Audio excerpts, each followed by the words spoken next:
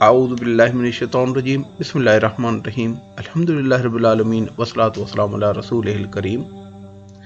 हम गफलत की दुनिया से कैसे निकल सकते हैं, रूहानी और कल्बी सुकून हासिल करने का तरीक़ेकार।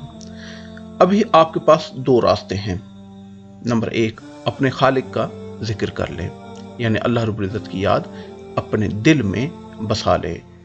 इसका फ़ायदा ये होगा कि मुस्तकिल सुकून हमारी ज़िंदगी में आएगा, मुस्तकिल सुकून इंशाअल्लाह अज़्ज़वजल। दूसरा तरीका, शैतान के लिए दिल का दरवाज़ा खोल दिया जाए, यानी शैतान को अपने दिल में बसा लिया जाए। शैतानी ख्यालात ज़्यादा आएंगे, नुकसान ये होगा आर्दी टाइम तो पास हो जाएगा लेकिन असली सुकून नहीं मिलेगा।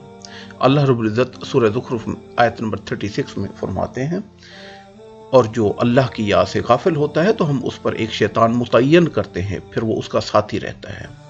फैसला भी आपका चलेगा अपनी तब्दीली के लिए। हम गफलत की दुनिया से कैसे निकल सकते हैं?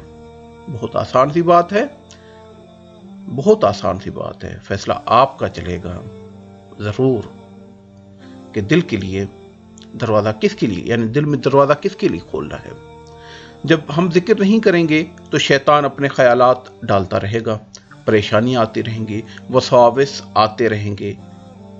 अगर हम अपने रब का जिक्र शुरू करें तो इसी दिल में अल्लाह रब्बुल इज़्ज़त की याद होगी हर वक्त। अल्लाह अल्लाह अल्लाह चलती रहेगी, सुकून ही सुकून। फैसला आज आप खुद ही करें।